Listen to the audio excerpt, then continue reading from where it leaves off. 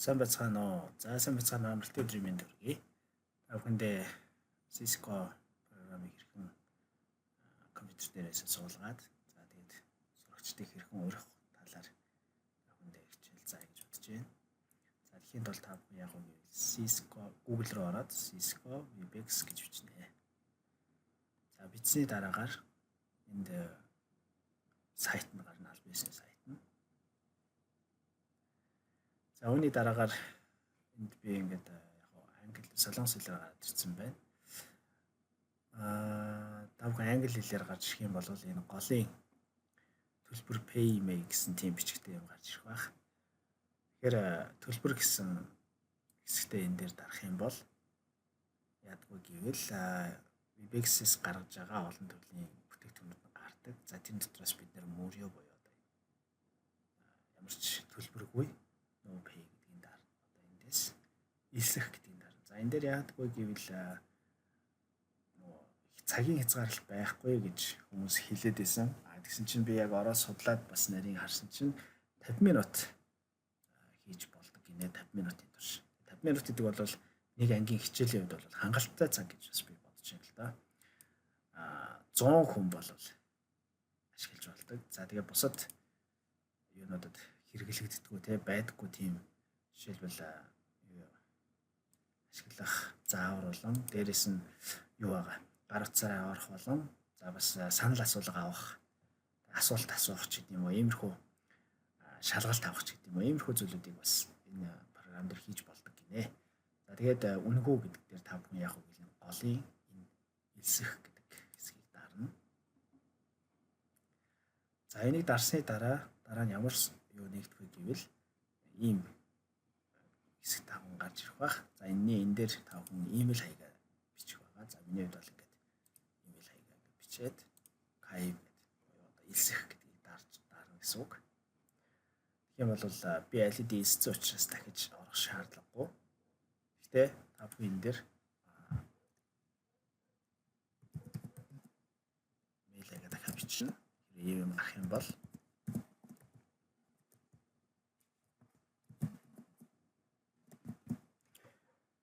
next гэх юм бол та бүхэн нууц код бас энэ дэр хийх хэрэгтэй. За тэгээд нууц кодыг яаж хийх вэ гэвэл миний хувьд бол аль хэдийн хийчихсэн байгаа. Тэгэхээр та бүхэн яадгүй гэвэл та нарих дээр энэ имэйл хаяг руу та нарын энэ имэйл хаяг руу юу ирэх байгаа? Имэйл ирэх байгаа. За Gmail руу та нар ороод үзэх юм бол та нарт имэйл ирнэ. За жишээлбэл Webex-с ийм мэйл ирнэ байгаа. Та ирсэн баярлалаа гэдэг. Тэгээд тэрлөө орохоор юу болдгоо гэвэл Webex-с ирэх юм бол та нар тэрлөө за ийм мэйл ирэх бах. Тэгээд та нар энэ мэйл та нар дээр ирэх юм бол энэ нууц үг гэдэг энэ дээр дарна. Энэ дээр дараа та бүхэн шинэ нууц үг одоо зохиох оруулах хэрэгтэй байгаа. Гэхдээ тэр нууц үг чинь том үсэг орсон байх хэрэгтэй гэдгийг та бүхэн сайн санаарай. Том үсэг заавал орно. Тоо бас заавал орох хэрэгтэй. Миний нууц үг ингээд хийгээд за ингээд та бүхэн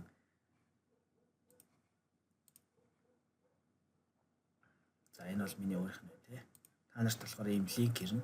За энэ бол чиний ордог линк байна. Тэгээ нууц үг хийж болно. Тэгээ нууц үг оруулчаад тэгээ энэ линк дээр дарах юм бол та нарын өөрсдийг Webex дээр орох одоо нүүр хэсэг нь гарч ирж байгаа маа. За дараа нь яах вэ гэвэл энэ дээр ингэсэн байгаа. 50 минутаас илүү хэрэглэхийг хүсвэл энэ дээр дараарай гэсэн байна л да. Тэгэхээр бид нарт бол 50 минут гэдэг бол хангалттай гэж бодож байна. Нэг ангид бол энэ програмыг хурдуурд ингээд зүүмтэй жоохон төстэй орохдоо линкээр орчдөг. За одоо яах вэ гэвэл та нарын дараагийн хийх зүйл бол компьютер дээр суулгах хэрэгтэй. Тийм учраас downloads гэдэг дээр ороод за саяны цонх гарч ирж байгаа бол downloads дээр ороод энэ дээр download гэж байгаа. Энийг дарах юм бол энэ програмыг татчих болно гэсэн. За миний хувьд бол аль хэдийн татчихсан байгаа. Тэгээд татаад суулгасны дараа та нар дээр мэдээж нөгөө downloads гэдэг нөгөө татсны дараагаар тэрлөө download гэдэг нөгөө файлд руу ордог шүү дээ. Тэрлөө орж байгаа учраас тэгээд та бүхэн яах вэ гэвэл суулгасны дараа ийм цонх гарч ирнэ. Ийм. Энэ юу гэсэн үг вэ гэвэл бидний юу яагаа хичээл одоо энэ хичээлээ одоо нүүр хэсэг байгаа. За одоохоо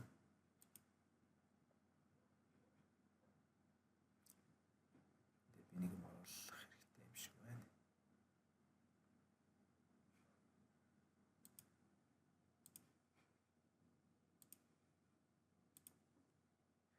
За тэгээд та нар програмыг суулгачих юм бол нэг ийм програм дандаа ингэж ажилладаг байгаа. Энэ нь ядгүй гэвэл юу эхлэх болгонд компьютер хасаах болгонд нэг ийм юм хажууд яг ингэ гараад ирнэ. За тэгээд тэр лөө яг үгүй энэ болохоор хурал эхлүүлэх, энэ бол хурал төлөвлөх гэж байгаа. За хурал төлөвлөх гэдэг ингээд та нар дарах юм бол буцаа та нарын өөрийн хувийн нөгөө юм дээр Webex-ийн нөгөө сайтн дээр та нарын хувийн мэдээлэл байгаа шүү дээ. Тийм ээ. Тэрэн дээр meetings гэж байгаа. Тэрэн дээр дарж байгаа яг адилхан цонх гарч ирнэ. Энэ хоёр бол юм төстэй. За тэгээд дарах юм бол энэ дээр Webex програм дээр хийн. За дээрэс нь хурлынхаа гарчгийг хийж болно. За хурал төлөвлөнө гэж байгаа шүү дээ. Тийм ээ. Тийм учраас одоо хурал хийхгүй тэрийгэ төлөвлөнө гэдгийг та нар сайн санаарай. За жишээлбэл энэ дээр 8А Ялог гэдэг нь шүү дээ. За тэгээд энэ бол хурлын пассворд нь байна. Пассворд нь байгаа. Дараад нь яах вэ гэвэл энэ дээр хурлыг хизээ хийх вэ гэдгийг ингэж тоолно 50 минут. 50 минут гэж байгаа шүү дээ. Тэгээ хэдэн цагт хийх юм гэдгийг энд оруулаад автах юм уу гэдгээ сайн оруулах хэрэгтэй. За жишээлбэл 7 хоног болгонд автнаа. За тэгээд бүх те 4-7 хоногийн турш нэгдэх 3 дахьад за 4 дахь ч гэдэг юм нэгдэх 4 дахьад за тэгээд эхлэх цаг нь энэ байна. Дуусах цаг нь энд оруулна. Дуусах энэ хичээл ер нь хизээ хүртэл дуусах юм тий. За тэгээд одоо ингэснээс хойш тий 10 өдрийн за эсвэл одоо тий зөвхөн энэ дээр бол ихэнхдээ хүмүүс яадгүй бол дуусахыг нэх оруулдаг байгаа. No end date гэж болоо. За тэгээд хамгийн гол нь 7 хоног болгоны тэдэнд өдрийн дандаа тэдэнд цагт 50 минутын хичээл хийгднэ ч гэдэг юм уу ийм төлөвлөгөө ингэж хийгээд за тэгээд schedule гэдээ дарчиж байгаа. За жишээлбэл би ингэж schedule гэдээ даръя. Schedule гэдээ дарах юм бол энэ ингээд хадгалагдаж байгаа 8А биолог гэж. За тэгэх юм бол та нарын энэ байгаа шүү дээ энэ гарч ирж байгаа. Энэний энэ upcoming meetings гэдгийн хажууд ийм сум байгаа. Энийг дарах юм бол түрүүний миний төлөвлөсөн гараад ирж байгаа гэсэн үг. Миний төлөвлөсөн хичээлийн төлөвлөгөө юу хуваар захиалсан цаг маань гараад ирж байгаа гэсэн үг. За энэ дээр дараад start гэдээ дарах юм бол хурал аль биесээр эхэлнэ. За тэгээ хурал эхэлж байна. За та бүхэн харах юм бол хурал эхлэхэд ийм цонх гарч ирж байгаа бол таны микрофоно бид үзэр бүгдийг хаацсан байна. За start meeting гэж байна. Start meeting гэдээ дарах юм бол хурал аль биесээр эхэлсэн гэсэн үг. За хурал аль биесээр эхэлсэн байна. Тэгэхээр энэ дээр та бүхэн start video за жишээлбэл би өөрийгөө харуулж байна. За энэ дээр маш олон ийм юунууд байгаа. Одоо функцүүд байгаа. Та бүхэн функцүүдийг харах юм бол за жишээлбэл энд дараад энэ дээр та нар copy meeting links гэж байгаа. За энийг энэ линкийг copy-доод за нөгөө Facebook chat руугаа юм уу шүү тэрлөө copy paste хийгээд линк явуулж болно. За линкэн дээр дарж хэрхэн орох талаар би өмнөх бичлэгээр та бүхэнд үзүүлсэн байгаа. Дараад нь яг уу гэвэл энд хажууд нэг болон хэсэг байна. За энэ дээр яг уу гэвэл don't mirror my video гэдэг арах юм бол нөгөө тал руу орчих байсан. Нөгөө тал руу харцж байгаа юмсан тойл ашиглахгүй. Энэ бол одоо тойлонд харцсан юм шиг харагдана гэсэн үг. Тэгээ хоёр дахь нь болохоор change virtual background гэж байгаа. Энэ бол арын background-ыг солих гэсэн үг. За энэ дээр бол цаанаасаа янз бүрийн background юм зургууд байдаг. Эндээс та өөрсдөө сонгоод background-ыг сонгож болно. За иймэрхүү байдалтай харагдана. За линкээ явуулсан. За хүмүүс бол ямар нэгэн та эндээс тэ admit хийгээд ингээ оруулна гэсэн үг байхгүй. Хүмүүс линкэн дээр дарлаа бол ерөөсөө шууд орж ирнэ.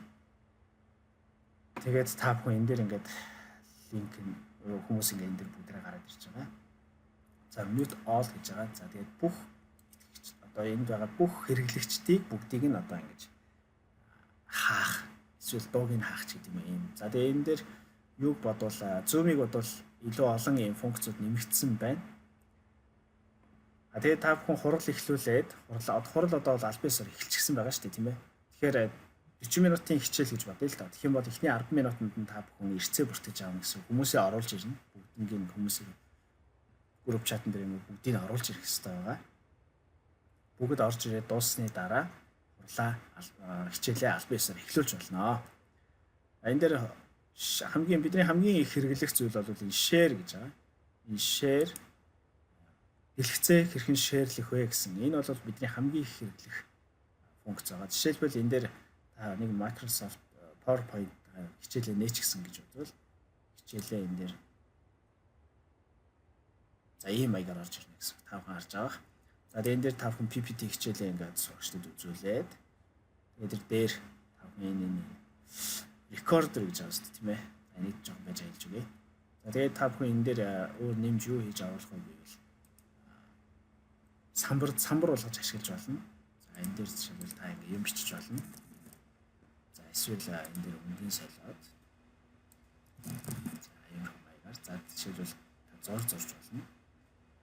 За харахгүй биш. За өнгөртэй. Бичиж зорж болно. Тэгээд энийг X-ээр ингэ гаргаад дараад нь энэ дээр stop sharing гэдэг маань эндээсээ гарна гэсэн үг. Окей. За гарчихсан байна. За share дотроо бас юу гэдгийг бол файл үзүүлж болно. Файл. За би жишээлбэл нэг файл үзүүлмээр байна гэх юм бол ямар файл үзүүлэх гэж байгаа юм бэ гэдгийг эндээс өөртөө та сонгоно. За би жишээлбэл эндээс солонгослолтой холбоотой файл үзүүлье. Хичээлийн материал гэмтэй цагт хичээлүүд. За тэгснээр PPT гэж юм тийм би хичээлийнхаа хийсэн PPT за линк. За энэ маань нөгөө дэлгэц шеэрлэхээс ялгаатай нь юу вэ гэвэл ерөөсө файлыг ингээл тэр чигээр нь ингээ үзүүл ерөөсөө бүтэн үзүүлж яана л гэсэн үг. За баашлуулах нь дараагийн текст руу ингэж орноч гэдэг юм. Тэгээ шууд аль биесээр хүүхдүүдэд файлаа үзүүлж байгаа гэсэн үг шүү. За дэлгэц шеэрлж байгаа ерөөсөө биш. За дахиад бас сонирхолтой юм юу гэвэл дахиад өөр файл та бас энэ дээр нээж болно. За жишээлбэл би энэ дээр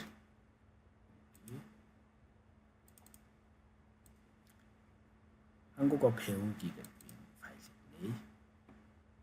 За адилхан PPT байна те өөр файл байж болно. За энэ сум дээр дарахаар өмнөх энийг үзүүлье. За жишээлбэл үгүй бас энийг бас үзүүлмээр байна. Ингэж бас болно. За өмнөх нөгөө энэ PPT-г үзүүлье гэвэл энэ дээр за тэгээ эдийг яаж гаргах вэ гэвэл заавал энэ X-ээр файлыг гаргах байгаа. Болохгүйгээр yes гэд save. За тэгээд энэ дээр дараад yes хадгалах үү те. За энэ файл дээр файлыг жишээлбэл хадгалж болно. Гэхдээ хадгалахгүйгээр зүгээр ингээ гарчна гэсэн үг. За энэ нь бол Zoom-ээс ялгаатай нь юу гэвэл файл үзүүлдгээрээ маш онцлогтой. Файл үзүүлнэ гэдэг бол үнэхээр сайн болсон байгаа.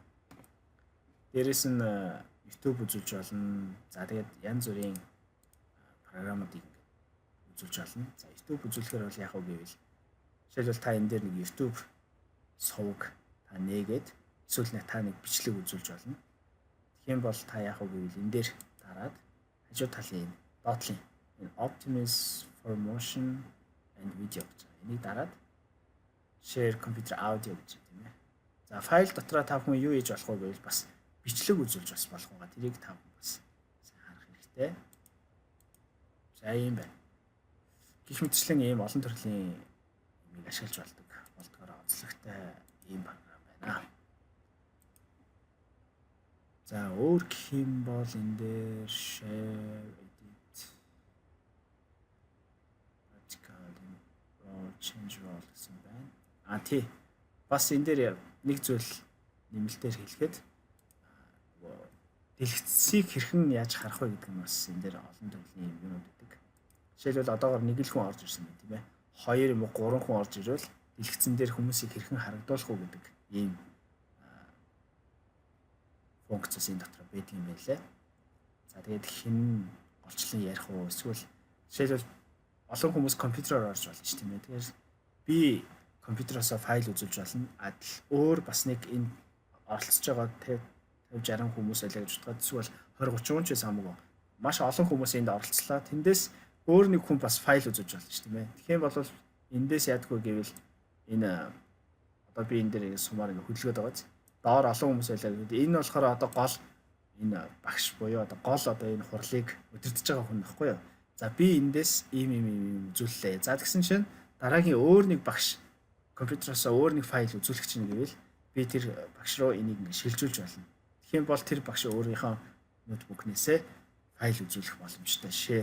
Share-лээд юм үзүүлэх боломжтой болно. Энийг би тэр хүнд ингээ шилжүүлж яана гэсэн үг байхгүй. Эрхийг ийм онцлогтой байх нэ.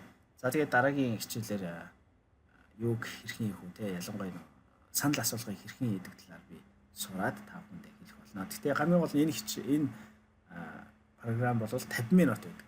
Zoom ч гэсэн яг 50 минут байдаг л да. Гэхдээ энэ програм бол ороход хялбар, дээрээс нь олон ийм үүрэг функцуудыг оруулсан маш олон тийм хэрэглэгдэхүүн ихтэй тийм програм учраас энийг илүү онцолж байгаа гэдэг та бүхэн бас ойлгосож хүсэж байна. Баярлалаа. Баярлалаа.